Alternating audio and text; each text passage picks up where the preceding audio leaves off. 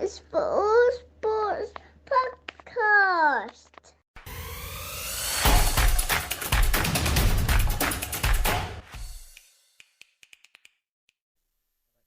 Welcome to the All Sports Podcast with me, Matt, and today, Joel. How are you, mate?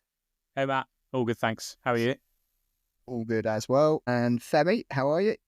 Very well, mate. On with the pod. So, start with, to get it out of the way, is Arsenal's home loss to West Ham. Not a fortress, is the Emirates, unfortunately. Yeah, I mean, that defeat on Saturday, I feel like it sums up the season a little bit from, obviously they've got players missing, but I just feel like Arteta showed a little bit of desperation with the team selection, actually. I think it kind of started from there with going with Moreno as focal point for the attack. Yeah. Mm-hmm. I just don't. I think it's hard to make that work, and why not just trust Arsenal to do what they can do really well, which is like keep themselves in the game, control the game.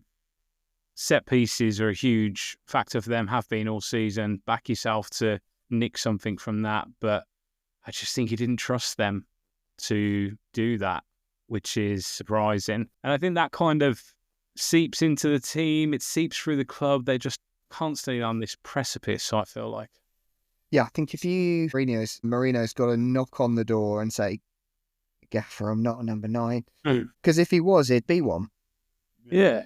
But he's not, because he's not, and he's got strengths in other positions. He's got to just knock on the door and say, fluke that. Well, I don't believe in. Yeah, I don't believe in myself to do this week in, week out. Because it goes against him a little bit now to play in his actual position. They could have played one of the wingers as a centre forward and that been more viable, I felt. But yeah, he went for a target man and they couldn't really do anything with that. We've used the term toothless attack before, and it's just the theme of the season a little bit. We've said that, and then they've gone and scored 5 goals against Man City. And that is the inconsistency of their season. That also is, we've spoken about it, the quality of the Premier League. West Ham, and no joke. They did exactly what they needed to do to beat a team that's in a title race. Yeah, it was a good game. To be fair, it was a really good game. I think I agree. As a United fan, as a neutral, as in, do you know what? I think he should have, gone with Sterling. That would have been the decent choice. I know he hasn't played at his best so far at Arsenal for 4 years. Well, no, 4 years. That's a stretch. And I mean, listen, all that talk on Sterling, I think there's a little bit of disrespect there. I'm not saying you're trying to disrespect him, but I think, just generally as well, like we're talking about a player who's been at the very top. And when I say very top, like up there in the Premier League from the age of 17, since at Liverpool, like with, longevity, he's been there. Like at City, he was a demon in front of goal. Like, so, and with every player, like you go through spells within your career where, you're just not at it. And, he's just not at this stage of his career. Like he's, should we say he's washed in that sense, but he still has a lot to give. Do you know what I mean? He still has a lot to give. I think, you should have still gone the gamble. Moreno, what's his face? Literally scored 2 goals in the last game. And then, if anything, Arteta, I think he was desperate, as Joel perfectly put it, because now you're showing your hand. Moreno could have just been a player where you just sort of like, you play sparingly in the striker position, because that way, okay, you never know what to expect. He could come, pop up with a goal. He could, hold up the play, link up really well with the wingers. But now it's like you've shown your hand. You've shown what he's capable of, and you've shown his flaws. And now Arsenal are at a stage now where, you're almost lost. A player like Stern, you could play them, get his confidence up, but now he's probably demoralised, knowing how Arteta sees him, and now it's like, kind of just have to wing it now for the rest of the season. Yeah, he doesn't play a lot of minutes. He's obviously coming off the bench a lot of the time. He's had a few starts, but he's played 11 times for Arsenal now, and he's got 1 assist and no goals. Similar to how he finished his time at Chelsea. He ended up with a return of 14 goals and 59 appearances, which isn't too shabby for a winger, but it's not. What It's choice not. do you- It's not. It's not world class, which is what he course probably had potential for 10 years ago. I mean, he's on loan. You don't get a player on loan, a world-class player on loan. Like, that's just rare in the market. I think you should have just rolled the dice, really. Like, I know, he hasn't been prolific this year, but he's still got quite a bit to give. Take a gamble. Well, I say with Arsenal, just take a gamble. And now it's like, I was excited watching that game. I was what I call a successful hate watch. Yeah, brilliant. So we spoke about just past a third of the season to go now, but it feels like it's nailed in the coffin. With the title race. Yeah. Yeah, I think it is. I think with Liverpool winning the following day. I feel like the Arsenal result allowed Liverpool to play in a certain way as well. Like, there was no jeopardy for them in that match, and they were able to just cruise through it, really, especially getting the early goal. It was just, relatively early goal. It was just perfect for them to then kind of sit back, manage the game. Liverpool have been so good this season at not overexerting themselves. So they just continued that. There was no kind of like, if we don't win, it's only 5 points or whatever it would have been. And I think it, just comes back to Arsenal, not the difference between Arsenal and Liverpool being that self-assuredness. Like, Liverpool know that they can win games a certain way. Obviously, people will point to the fact that Liverpool have had their best players available all season. But I think that comes back to being able to manage their games and being able to manage their emotions. They have rotated their squad. Like, specifically with their forwards, I found it hard to put a forward in their team like Diaz or Gakpo because they do rotate them so frequently. To their benefit, I guess, is that they are managing those minutes where the reliance that Arsenal have had on Saka and Odegaard, and now to the point where Odegaard looks burnt out. What's the story of Odegaard? I think that's what it is, like, just physically burnt out. Yeah, carrying the team. Certain players can't do it. He's not Bruno. Do you know what I mean? So, not Bruno. Guimaraes. You've got time. Bruno Guimaraes. Is that? Yeah, cheeky. We jumping onto Newcastle. Bruno Fernandes. He's got time. I mean, what is he? He's like 24? So, just to be clear, you think that Bruno is carrying United at the minute? No. That's the last. Okay. I'm saying they're falling back down the hill.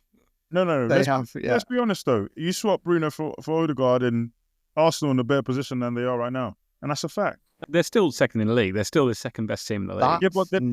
That's not a fact. That's a hypothetical. No, that's not. That's fact. That's the fact. Your opinions and facts mixed up again there. Sorry. There's certain opinions that are factual. Yes, and that wasn't one of them. Unless you've gained this out on Football Manager, then I'm not having it. I tell you, just a quick detour. Tom Football Manager, Tom FM on YouTube, brilliant videos. You seen them? Oh, really? Not with it. He gave a non-league club £1 billion, or like gave the whole of the non-league £1 billion. To see what subsequently happened with them over time, and like plays it out over 50 years. Brilliant. Such good content. I don't think any of the non-league clubs actually won the Prem. A few of them made it up and in, like Bromley specifically, I remember. He also gave a non-league club 150,000 seater stadium, and then gained that out. And that was quite interesting because obviously the gate receipts were so good. Anyway, but I'll probably link the video. Really, really worth a watch, but very watchable content because video after video is just really interesting, like hypotheticals. So there's the suggestion for a video there, Femi. Swap Odegaard and Bruno. Bruno Fernandes. I mean, he might not do crazy numbers on that video, but... Anyway, where were we? So yeah, that's Arsenal. Arsenal are done. Odegaard's burnt out. Saka's on his way back, but it's too late. And late also, in the season. He's going to need some time. That injury is a nasty one. That surgery is a nasty one. Yeah. I actually don't think he plays again this season. I think as well with the position that it's Champions League, isn't it? I said that's the difficult one. I don't know if we beat the PSV or talking about. It's not been the kindest straw for them. I don't. No, I think. said PSV's a tough one for Arsenal because of the way they play as well, and then also because Arsenal will get caught on the counter by a team like that, but then also it's Real Madrid in the quarters. Exactly. So, and they were ruthless. They were ruthless against a toothless Man City. And similar, Liverpool were ruthless and they just did what they needed to do against Man City at the weekend as well. Yeah, and could have done more, to be honest. I think Szoboszlai could have had a couple more goals. He's all right, isn't he? I think he struggled, never rated actually. him. I've never rated him. Yeah, he struggled a bit earlier this season. I think he was the one player who Slot really stuck with, but it looked like it wasn't quite happening for him. And I think Slot made a comment about him maybe and his form around October, November time. I remember that. But he stuck with him, and I think he's a good coach's player. He'll do the things that Slot asks him to do tactically. So that's probably why he's been picked so consistently. And now it's starting to pay off. He's getting more involved in goals and assists. So yeah, he looked really good yesterday. I thought obviously Salah is just a complete different character at the moment, isn't he? It's basically a goal and an assist every week. And to have a player like that who's always available, whose touch is just immaculate, you can find in any situation, and he'll get you up the pitch. On Salah, we're gonna need to have some uncomfortable conversations about where we play Salah in the all-time greats in the Premier League. Uncomfortable conversations. Well, I mean, I think we've got time. We've got time to get into that today. I think, as a United fan, especially, I will put him top 3 easy. Okay, so do you create a team where you have the current formation of a 4-1? What is it? A 4-1-3-1 or whatever? Or do we have 4-3-3? Do we go traditional 4-4-2? It depends. 4-3-3. It depends. Eh? 4-3-3. I think he gets into any formation. Who's centre forward though? Odo Kane, have your pick. Not as a centre forward. I mean, I get it. Obviously, Ronaldo probably played. Yeah, I mean, he played on the wing. At that stage of his career. Exactly. Yeah. So you're talking position, or are we just putting people out of position? It wouldn't be those things. It's hard to because there's been multiple amazing players in the same positions. But yeah, I think when you hear someone like Jamie Carragher, who knows Liverpool inside out, played with somebody like Gerrard as well, watched someone like Kenny Dalglish, for him to say that Salah is probably Liverpool's greatest ever player is a hell of a compliment, isn't it? And I think that tells you all you need to know about where he needs to rank in terms of Premier League greats. I think I agree that he is in that top 3. I'm trying to think of what my top 3 is. I think Henry. Yeah, I was going to say, is he better than Henry? I mean, they play in the same way on the opposite sides, and that's what I meant by. Or is that your front 3 with Alan Shearer or Harry Kane? Listen, respect to Alan Shearer, but Alan Shearer don't make my top 3.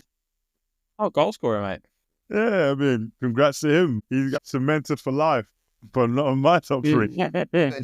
just to fit him into your top 3, you'd play Cristiano as centre forward. No, I probably wouldn't. I still play up top Aguero, because what he did to United, there's never been a player who I hated more than Kun Aguero. He made my life as a United fan hell. Even the last goal he scored, on the final day of the season, the Aguero, listen, that broke my heart. And for me, you just got him. He's defo the best strikers ever played in the Premier League. I think the recognition of Salah not being recognised enough in that status of Premier League greats, it's kind of perpetuated in world football as well. We've spoken about it a lot. Where did he finish in the Ballon d'Or list this season? He was well down, wasn't he? Well down. I think he came 6th one year, and that was even controversial. But this year, if he wins the Champions League and Premier League, he can't be denied. Which I think there's every chance he does. we gave it. It was understandable why with a European win, like there's national team stuff that goes into it as well. Yeah, but I mean, I don't think national team. I don't think that's a fair reflection because I mean, you got to remember like Egypt, playing in the World Cup or AFCON, for example. I don't think AFCON, while it is a major tournament, doesn't get the same recognition as other tournaments. I mean, I know Mane finished second place, but you got to factor in that year Liverpool almost won the. What year was that Mane? He came second after Messi. That was when Liverpool almost won the quadruple. So, perspective in it. I still think, in my view, like Salah's, this is his year. Yeah, I mean, they should win the Prem, right? I do think it's important that it's like the Champions League is probably a big factor because... Oh, yeah, it's massive. Like, hypothetically, if they were to win it, then all of a sudden people are probably talking about Mbappe, Bellingham, Vinicius again. So that competition is important. I think the AFCON thing is interesting. There is just bias towards European competitions in those rankings. There just is, whether rightly or wrongly. That's just a fact. But he wasn't in Salah this year. Kind of mad, isn't it? Like I feel like he was brilliant last season, but again, like Liverpool didn't win anything. Yeah. So.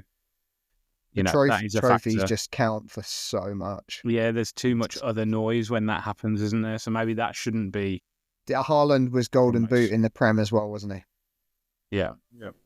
But yeah, I mean, if they win the Prem and even if they're like go a long way in the Champions League, with the numbers that he's putting up and the way that he's stood out for a team that are going to win one of the Premier League competitions. I would expect him to be well in the conversation for that. But just like, Liverpool fans won't care about it. Well, maybe they will care about it. Maybe they do get a bit annoyed that he doesn't get the respect that he should. But yeah, I think it ultimately he doesn't, like both in terms of externally, like global football and in Premier League standings. So I think maybe it's a little bit different in Premier League, but he's not often the player that people say is the greatest ever Premier League player, and he should definitely be in contention for that. Yeah, they're going to struggle though. PSG's a hard tie, so they've got a tough run in the Champions League. I feel like that's the hardest bracket because PSG, Liverpool, and Villa. Like, I don't really think anybody would have been wanting to play Villa in the quarters. If I look at the other brackets, I mean, Arsenal, Real Madrid, Atleti being in the other one as well. I think that's definitely the harder side of the draw. Very funny, and you said the harder side of the draw, and then you throw in Villa. That's the third. Interesting. I mean, you can only look on where that might be coming from. You can only look on Champions League form this year, though. Last year's results in the Champions League don't mean anything this year. So you only look at where they're at the moment, and they got a bye into the next round because they auto qualified. And look at the teams that weren't able to do that, even over a load of fixtures to get there. They still couldn't get across the line. Yeah, I mean, maybe I'll let my bias creep in a bit there. I think Liverpool fans won't really care about playing Villa, actually. And now that I think about it, they might be mad keen for that. I mean, you got Club Rouge, right? Yeah. Which, we have to get through as well. I think PSG is the factor for Liverpool, isn't it? If they get past PSG, they'll really fancy themselves to get to that semi-final. Right. What else from the world of? I think that race for Champions League is hotting up now. Those teams, quite a few of those teams need to play each other over the next couple of weeks. I think Newcastle have got Liverpool midweek. Forest have another tricky game, I think. There's only 5 points in it between 4th and 10th. I mean, you could probably extend that to Brentford as well. Like, there's only 7 points between then it's send it out. 10 points between 11th and 3rd. All the positions really up for the grabs. Yeah. So, I would say all 3 positions are there, like to be competed for. 4 teams, like I mean, I'm looking at it now. Forest are obviously in the strongest position. You've got City, who have been a bit, they look like they might be back, and then all of a sudden they don't look too good again. It's like Were they playing teams at the right time? Like when they beat Chelsea, was that just a timing thing? But they still got the job done. So I think... Don't you find, though, with these positions that are up for grabs, with these Champions League spots that are up for grabs, it changes the dynamic of the games towards the end of the season. So it's actually pretty detrimental for Arsenal, who are probably feeling like they're out of the title race. Now they've got the chasing pack behind them. So actually, it's not unreasonable to think that Arsenal could be slipping and one of those positions could be maybe, out to but Arsenal as there's a well. lot of traffic, isn't there? Yeah. And I think for clubs to overhaul Arsenal, that's... Wins. Yeah, they'll need to win, some pretty big games. And you've also got to factor in, I mean, club like Nottingham Forest, like, you do need experience towards the tail end of the season to be able to, keep up that momentum. That they will tire out mentally. Well, yeah, they already are. They've already lost 3 in the last 4. I think this is like Man City go past them in the next 3 weeks. Even Newcastle, I mean, who knows? They win the Carabao Cup and then, they just go to that platoon and, they mentally tire out as well. So, no, Arsenal can't be caught. I think that a good second place. I think the thing with Forest now is they're shipping goals. Yeah. Before they weren't shipping goals at all. They're scoring. Yeah, but the way that they play, they don't want the ball at all. They want to sit back. They want to hurt you on the counter. And if you start shipping goals, then that changes a lot of how you can actually do that, because you can't control a game if you're not keeping clean sheets. So I think it'll be interesting to see what happens with them. I'm not sure what their next few fixtures are. I'm just trying to have a look now. So they've got Arsenal this midweek. So obviously that's a really big game for both teams, you would say. And it's at Forest. They're still in the FA Cup. Then they've got City, Ipswich away, United, Villa, Everton, Spurs. Like, they've got a fairly tough run there. No. So I would say... United, we ruled it out. Anyone that's got United from now to the end of the season. Yeah, true. Remember, all you can eat. All you can eat down there. It's on April Fool's Day as well, which... Oh, here we go. How fitting. Recipe for disaster. Look, so yeah, I think this is a real test now of Forest's mettle. So we'll see where they are after the next few games. I said last week about Spurs, Femi, you laughed and you laughed and you laughed. I told you. What did you say about Spurs? I said they've turned the corner. I said they've turned the corner now. They've had some nice games. Right. We see like Spurs will do what Spurs always do. They trick you. They can trick you. I think that is true. They trick you, and you've played right into it. They win. I haven't. They went away to Ipswich, who are scrapping for their lives and playing scrappy at the moment, and absolutely dominated them. Massive 4-1. I mean, are Ipswich scrapping for their lives? They've lost 5 of the last 6. Yes, of course they are. They don't want to get relegated. No, they don't. They don't want to. Nobody wants to. But yeah, I feel like they're not good enough ultimately. And Spurs have got some players coming back, so I think that's 3 wins on the bounce for them now. Then which is what, best form in the Prem? I think so. Don't think you can judge it over 3 games, personally. You can if it suits your agenda, I suppose. Yes, thank you. Yes, it does. Yeah. They beat Ipswich, United, and who's the last one? For what? Spurs. Ipswich, United, and I want to say Brentford. Brentford away. Oh yeah, the 2-0. I remember that. Have a day off, man. Tottenham are back on it. There's no chance. Look, I don't know if this is just coming from a place of competition for 12th that you guys are going for, and there's a bit of animosity there. I can't wait to see Tottenham in the Europa League. I don't think United fans are looking at 12th. I think they're looking at 17th. No, Yeah. we're not even focused on the league anymore. Everton was always going to be hard for United, though. I think we all said, didn't we? Yeah, we not fancy. I was surprised we come away with a point. the draw. Yeah, Probably not undeserved. Actually, I said not deserved, not undeserved. Definitely not deserved, because I think Everton should have killed the game off in the first half. Like, we were non-existent. And should have had an opportunity to go back in front as well. Exactly. They played us off the park. Like, I think we're just waiting for the season to wrap up.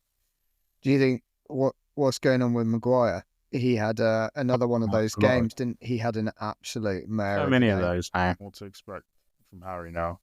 You never know what you're gonna get, but I'm not gonna single him out, because like the whole team's been bad, for a better half of the season. So like, I mean, if we start singling out different players, we'll be here all day, and we could go all out for all United players. And as soon as I saw Ahmed's out for a season, I just knew, like, that's it.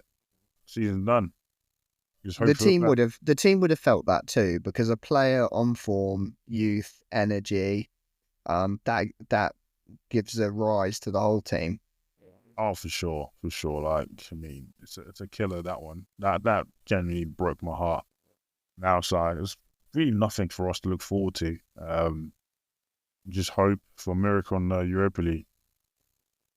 At this stage, I'm not even sure I even want to play Champions League football, because I think it sells. Oh, they wouldn't be ready, would they? Yeah, we wouldn't be ready. It would just be, just be there for the sake of it, and it'd just be a time waster. So Dorgu looked all right. You look lively. Yeah, specimen. What a player. I'm excited to see how well he performs, but I do fear we're doing the similar thing that we've always done for our young players. We buy them early and we play them. We overplay them. I think rely on them. Really interesting. Start. Yeah, Varane says something interesting about Madrid. The difference between Real Madrid and Man United is when Varane signed for Madrid, it took him a while before he actually got to play. He had to learn under Ramos, under Pepe. But, United signed a young player, that pressure's there already. Like, you're almost, literally put in to the squad to have a go. And it's just not the right environment for a young player, because you have one bad game and that sends your confidence, sets you back, by a long mile. So, yeah, it's not great. But what choice do we have? You got to play him.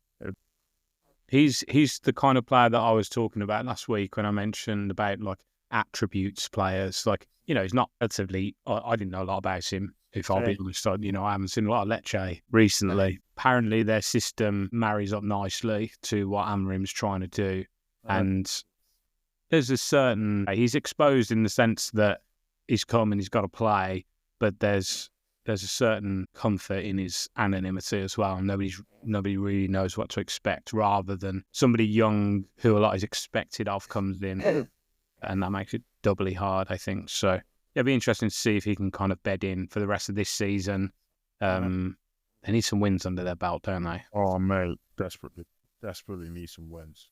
Goals, they just don't look like. There just doesn't look like there's any goals in the team. Like, it's so mad watching United and thinking, there is no threat here. In that first half against Everton, there was just no attacking threat whatsoever. And Højlund I don't even know what to make of him. He's not a goal scorer, is he? He's not a goal scorer. And Xerxes not even a number 9. Or your manager saying out in the open that you're clearly not a number 9. A player who's played a striker all his career has been put in a number 10. It's, I mean, what are we doing here? Like, what are we actually doing at this stage? Like, and now you're having to play a 17-year-old. And he didn't even have a particularly great game as well. So, and that's how it starts. He comes in, he probably doesn't have another, great game, and then they start getting onto him now. He's probably not worth the hype. Now we're all talking about, prior to when he made his debut. So, yeah, it's just not great. Football done. On to 3 choices: boxing, cricket, or rugby. You can go. You can round up with boxing. You can go cricket or rugby. Cricket's going to be quick. The ICC Champions Trophy kicked off last week, and the biggest fixture probably in the opening week was England versus Australia, which got off to an amazing start with, well, it didn't get off to an amazing start actually. One player got off to an amazing start. Ben Duckett, got 165 off 143 balls, and was joined for Joe Root for quite a long time, who got a very handy 68 as well, but no one else in the team really turned up. So 351 for 8 they finished on, which looked like a very reasonable score and something decent to defend. But Australia made really easy work on it. They'd lost 5 wickets after... How many had they lost 5 wickets after? No, it was less. They'd lost... They lost a couple of wickets fairly early on, didn't they? Yeah, 25 runs. They'd lost a couple of wickets. And then Head and Smith went in quick succession.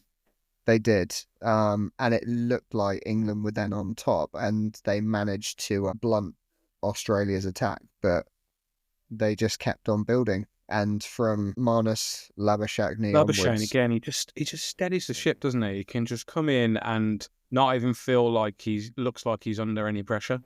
Yeah, it is a real quality to have a player like that in your team.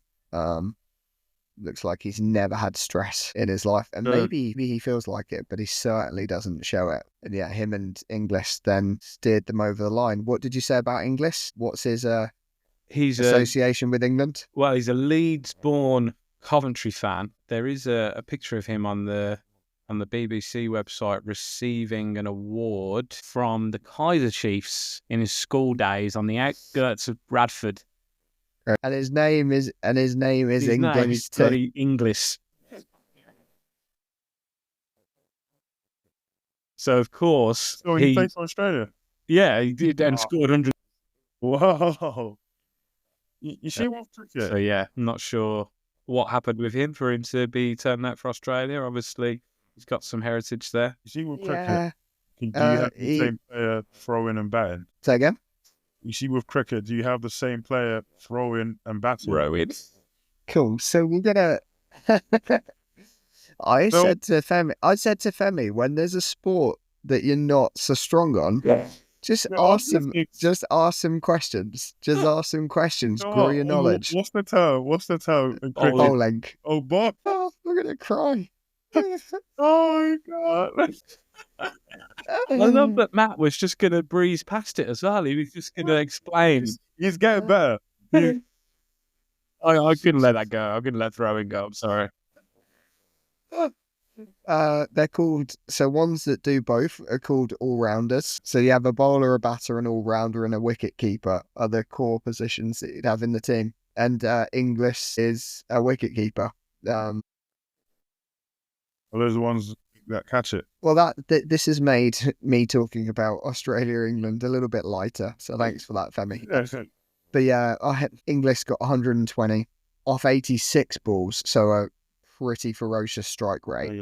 And then Alex Carey and Glenn Maxwell chipped in at the end to get them over the line, and they got them over the line before the allocated 50 overs too. So with a couple of overs to spare, so made it look fairly easy. And after about 25 overs, I saw on the live text and some messages coming in saying Australia going to now win this at a canter. And I was thinking, a bit premature, but obviously not. People know more about England's form than I do. England's bowling was just blunt. Really, really blunt. Yeah, the quicks went for a lot, didn't they? Yeah, when your main quick, well, is he the main quick? I'm not really sure. He kind of is. He's like the... Who are you talking about, Wood or Archer? Archer, he's the superstar of the team. Wood is probably the main quick across all formats, but yeah, Jofra Archer, when he's going around in the shorter format of the game, because he can go for runs, but he picks up wickets too. But for all of the bowlers to be getting single figure or just to be getting 1 wicket each, no bowlers really turned up. The only one that did something that he usually does, and I've mentioned it before, is Adil Rashid, who holds down an end and does blunt the attack. So he only went for 4.5 and over. So he went really well, but no one was able to back him up. So that's what you need, line and length from the other end, isn't it? And maybe exactly right. Yeah. Maybe they're a bit erratic. Yeah, so what that now means is it's a kind of must-win game in the next game. England have got Afghanistan and then South Africa in the final game. So got to finish in one of those top 2 places. Other half of the draw, India and New Zealand have both played 2-1-2 and will play each other for whomever is top spot. But they've already secured the positions through into the semis. So fairly quick after just kicking off the tournament 5 days ago. But I think the winner, the winner's probably going to come from either India or Australia. I can't really see past them ever in this format of the game. Yeah, India made light work of Pakistan, didn't they? Very much so. So up next for England is, like I said, must win against Afghanistan. That is on Wednesday. Australia, South Africa's a good game. That's tomorrow. That's 9 o'clock tomorrow. So that'll be a good game. And if South Africa win, then that's going to be pretty bad news for England, because England are going to struggle to get out of the group. So England could do with Australia battering South Africa tomorrow. So have they rebranded the World Cup? Multiple international tournaments, unfortunately. Okay. Yeah, so it's just the top 8 in the world, just the top 8 ranked in the world go into these 2 sets of 4. Then it goes straight into semi-final, final. So it's a much quicker tournament. Right, rugby. I just keep talking, shall I? Well, I don't even know the result. Okay, shall we go sequentially through the weekend? Yes. Wales against Ireland. So, as you'll have seen, Wales sacked their manager, their head coach, Warren Gatland, one of the biggest names in world coaching. Here we go. Let's get some insights on Welsh rugby management from Femi. No. I'm saying he used to be England manager at one point. No. You're not? Yeah. Warren Gatland. I'm pretty sure he was. Right before Eddie Jones. Stuart Lancaster. Who are you thinking of? It was Stuart Lancaster before Eddie Jones. That is what I was expecting you to say, though. Something like that. So at least you delivered. So Wales, as I'd mentioned before, Wales had been on a losing run of 14 games on the bounce, I think it is. They were 13 up against Ireland, who are ranked number 1, 2 or 3 in the world for the last 3 years. 13-10 up at half time. The new manager bounce, you could say. But it didn't last into the second half. They scored a try in the second half and got to 18 points, but that's where their points stopped, and scored another 17. So it finished 27-18 to Ireland, but a much more respectable performance from Wales. So we spoke before about Wales only picking from the regions in Wales. So the new coach has dropped that a little bit, and he's immediately brought in some players that are just on form in the English Premiership. So you can bring in players mid-tournament? If you're, you can. Yeah. Week to week, squads can change. So it's not football. You don't name a squad for the tournament. No, they do that for the World Cup. They don't do it for the Six Nations, and they will do it for the Lions tour as well. When the British and Irish Lions tour Australia in the summer, they will also pick a touring squad. But yeah, they brought in Gareth Anscombe, Llewellyn. They're playing more freely. So that was nice little turnout. Pushed Ireland, but it still looks like Ireland are probably going to win the whole thing now that they've got past that stumbling block. Then we had England versus Scotland, and Scotland got off to a storming start. And I think the better team probably lost. It was Scotland who were winning at half time. It was 10-7 to Scotland at half time. But England kept chipping away. And the way it went last year is England just couldn't win. Yeah, I was going to say it's nice that England have come out the right side of a tight results. Yes. That hasn't happened very often. No, we had it in the autumn internationals, didn't we, where we were saying England starting to play really well, but just losing by a point or two. I would say it's probably England's worst and scrappiest performance this weekend, and they've come out the right side of it. One of the things that made a difference was Finn Smith kicked a penalty from the halfway line. So it was dead straight from the halfway line, a really difficult kick. And those 3 points were crucial. It was a well refereed game, which meant that they were both able to play really freely. And Scotland's backline looked incredible. They've got probably one of the world's top 2, Tommy Ramos, who plays for France, and then Blair Kinghorn, who plays in France but plays for Scotland. Blair Kinghorn was incredible. And then they've got several other players that we know, like Finn Russell as their playmaking number 10, Then they've got Van der Merwe on the wing, Duane Van der Merwe on the wing. Can England still win it? They can't win it, right? Because they lost to Ireland basically. Yeah. Yeah, I don't think they can. Yeah, I mean, it depends. Ireland would need to not get... Need to lose to France and Italy, and that's just never Yeah, but they also need to not get bonus points. So they need to lose by more than 7 and not score 4 tries in those games. So it's quite difficult. England's points difference is gross as well. England are on -3. France's points difference, who are in second at the moment, is +91. Yeah, that was helped significantly by their game of the weekend. It was. So they went away to Italy, and I'd said Italy obviously got the result against Wales at the start of the tournament, and Italy scoring three tries against France is really good. But I think France maybe scored, did they score 11? Yeah, they scored 11 tries, and they converted the kicks of 9 of them. So a 73-24 with France, and they just looked far superior in every single position, dominant in the scrum, which gave their backs really good fast ball and running rugby. So, I mean, 10 tries is completely insane. England captain, or root for the English captain.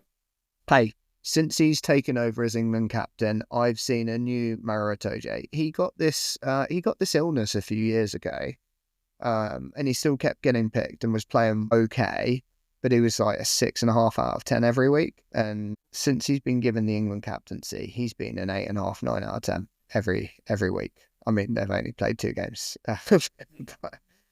but 3 games. Did they play 3? What are we on? England and Six Nations.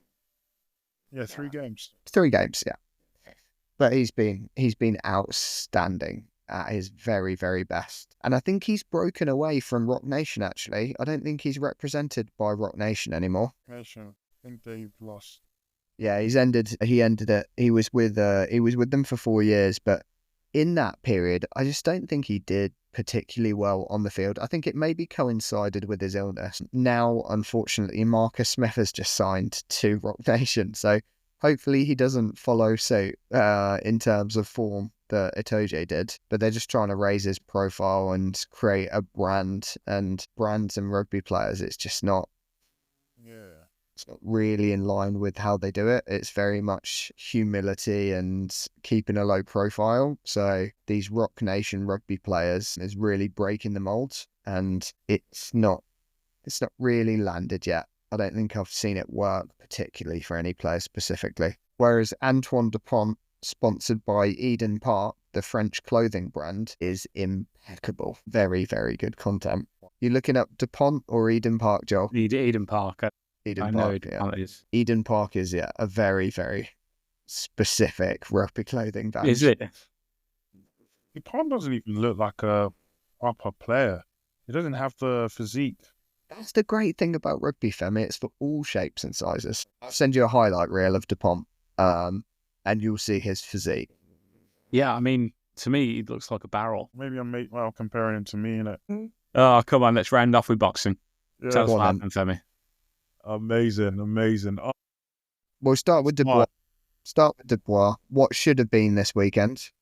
yeah, I mean, listen, it's a disappointing outcome, but I think you get someone like Bukole to come in, to step in for Dubois. I mean, it was in reality, it was a good. Initially, it was a good pick. It was still exciting. It was still a fight I was looking forward to, Bukole and Joseph Parker. But then Dubois, I mean, you've just beaten Anthony Joshua. You know, you're looking to make that next step, which is interesting to say, you know, next step after beating someone like Anthony Joshua. But someone like Joseph Parker, he's been on a tear lately. He's beaten Deontay Wilder. He's beaten Zhile Zhang as well. And, you know, there was conversations about him facing Usyk. So to be able to beat someone like Dubois would have been a great name on his resume. I think he's probably got the best boxing resume, you know, in heavyweight history, in my view. And it would have been a really good scrap. Yeah. You're mute, Matt. In heavyweight history, Joseph Parker? Yeah. His resume is stacked. He's faced them all. Wilder. But he's not beaten them all. Yeah, that's why I said best resume. You faced Parker, you faced Anthony Joshua, you faced Wilder, You faced Zhile Zhang. You faced Derek Chisora. He's literally faced them all the big names in his generation. I mean, other than Usyk and Fury. He's literally faced them all, and I think Dubois would have been a great name added to the collection, should I say? But we didn't get that fight. We got Bakole, which is bizarre because he's had to travel from Congo to Saudi Arabia in the space of 24 hours. It was pretty late, wasn't it, when Dubois pulled out? Yeah, 48 hours. Yeah. Bakole ended up getting to Saudi at 2 a.m.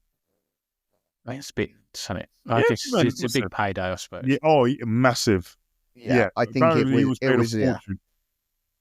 Or it was just an exhibition, wasn't it? Yeah, I mean, he's still a quality operator. And to be fair to him, I know he got knocked out, but it was one of those punches, to the equilibrium. Yeah. It wasn't like a punch to the chin where it's like, okay, you know what, you are almost having to test your chin, but it's the equilibrium. There's nothing you can do about it.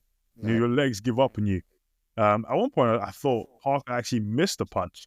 I had to rewatch it multiple times. Even funny, skimmed his over. Yeah.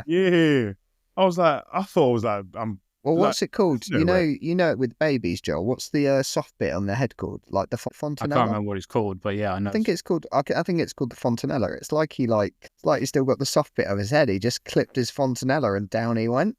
So weird, isn't it? I've never seen anybody go down like that. I mean, that bit. I mean, Anthony Joshua Ruiz, similar kind of punch. To the equilibrium, not to the chin, literally straight top of the head. And with those sort of punches, one, you don't see them coming. Two, like you can't defend them, and you can't predict how your body's going to react to them. You just have to hope for the best. It's so hard to see the connection in real time. Yeah, I think the angle. See what he just looks like he just skims it, doesn't he? Skims it, yeah. You just know it just wasn't. He probably, I don't say he didn't mean it. Obviously, he was still aiming for something. Are you saying he took a dive? No, I'm talking about Joseph Parker. But on it, for as long as it lasted, it was a decent fight. I mean, first round. I mean, you knew Bakole was up against it anyway, so he just had to come out fast, come out strong. I mean, he wasn't in camp, so the only chance he did have was getting him out early. And it's heavyweight boxing. You go for full gun blazing, and then hope for the best. And he rolled the dice and just didn't work this time. Yeah, I think with Parker, he lost to Joshua when Joshua was actually boxing. He's not been boxing for a while, but he's beat Ruiz and he's beat Derek. I don't want to say Chisora, but he has beaten Chisora. It does count for something. Yeah, beating Wilder. Was it last year? No, it was the Christmas before, wasn't it? But beating Wilder as well, very, very big.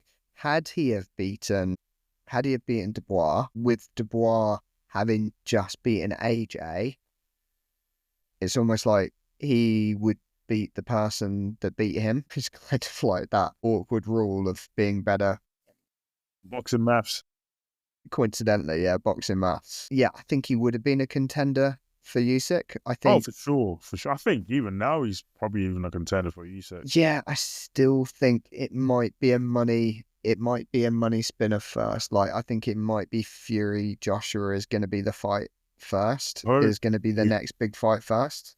I do hope for that, because that's, we need that as British fans. Like, we need that fight, before both fighters retire. And, we're almost back to square one, similar to with Amir Khan and Kell Brook, fighting at the tail end of their careers. Like, we never I don't want us fights.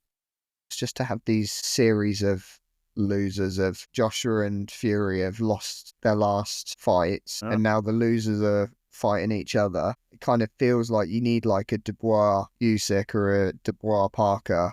So it's a real shame that this fight didn't go ahead for British boxing as well as for the heavyweight division. What's the plan now? Will it get rearranged? I think Usyk is going straight for the Dubois fight. Yeah, he's just going to go straight for it. And I mean, still a great fight in my view. Excited for it anyway. I know Usyk, controversially, I put quote unquote, won the first Dubois fight. Because, he said he punched him in the delicate area. apparently, but loads of Below people, the belt. yeah, below the belt. Loads of people believe that Usyk, took a dive. I certainly don't. I think, definitely went below the belt. And then, he come back to beat Dubois. So, it's heavyweight boxing. Anything can happen. Both exciting fighters, and I'm definitely excited for it. But the fight, the big one, Beterbiev and Bivol. Do you know what? Even Boatsy, Callum Smith was a cracker. Like, that was an amazing fight. Two British fighters going at it. That was also really good to see. Like, Boatsy, as we know, we want to see the yard fight. But going against someone like Callum Smith, who's been there, done that, was really exciting to see, and it was a great fight. Both fighters were slugging it out. We're seeing Callum Smith, he lost to Canelo, and he's sort of like just on that comeback, rebuilding. He's face a game fighter like Boatsy, who's undefeated as well. It was really good to see. You skip past Bivol Beterbiev a little bit. Yeah, that's the main one. I thought, Beterbiev, this was his first loss, wasn't it? And I didn't think that Dimitri Bivol was going to be his first loss, but they're going to do a decider, aren't they now? Yeah. I mean, it's 1-1 now. Yeah. And Bivol, he did beat Canelo. Like, you're beating who many would say has been the best fighter pound for pound, for the last 4 or 5 years. I know, but it's when he's beating him though. That's the problem. True. I still think. I mean, it's beating someone on the way out. It just Canelo's on the way out. Yeah. I wouldn't say that. I wouldn't say it to his face. Sorry, Canelo. I still think he's got a lot to give, Canelo. I still think he's definitely got a lot to give in sport. He's not as peak condition. I definitely agree with you, but I still think both fighters have a lot to give. But Beterbiev, at age 40, after having 2 surgeries on your MCL, like, to come back and still dominate the sport of boxing. Beterbiev at his peak at 34, 35, like, Bivol couldn't hang with him. No one can hang with him. Like, Beterbiev, he's genuinely a scary man. He's the sort of boxer, you go up against and you lose even before the bell rings. Is he the guy? Is he with the beard? Yeah. Yeah. He does. And I'm talking, and he's still, like, he puts intimidating. Yeah. Very intimidating. You hear boxers say at times that, he's just another human being. He's got, 2 arms just like me. Yeah, but not that face. You go up against a man like that who's fought, I think it's the fact that he's Russian as well. Oh, listen, that can't be understated. You just know he's about it. Like, honestly, like, he's built different. And he's got the I'm pretty sure he's got the cauliflower ear as well. You know what they're saying? You go to a bar, if you ever get into issues with a man with a cauliflower ear, just walk away. Step away. You step away, man. Let him have it. Let him have it. Walk away. So, like, great fight. Best card ever, should I say. Honestly, top to bottom, exciting fights all around. And, what can I say? Boxing has continued to boom and continue to grow, and more may those nights continue. How much of a factor is it? The Saudi commitment, I guess, to getting big cards on? Massive. Turkey, or should I say His Excellency, as everyone else says. Mm-hmm. Give him the respect. Yes. Are all the big fights going to continue to be there, do you think? Pretty much, yeah. I mean, they're putting it on. I mean, they pay a lot of money. The whole idea is to make Saudi the home of boxing, home of sports in general, even football. So, like, just as they say in the ads, come to Saudi. There we go. If you've enjoyed listening along, you can like and subscribe on Spotify and YouTube. Get in touch at allsportspods@gmail.com, and we will all catch you on the next one. Cheers, guys. Cheers, lads.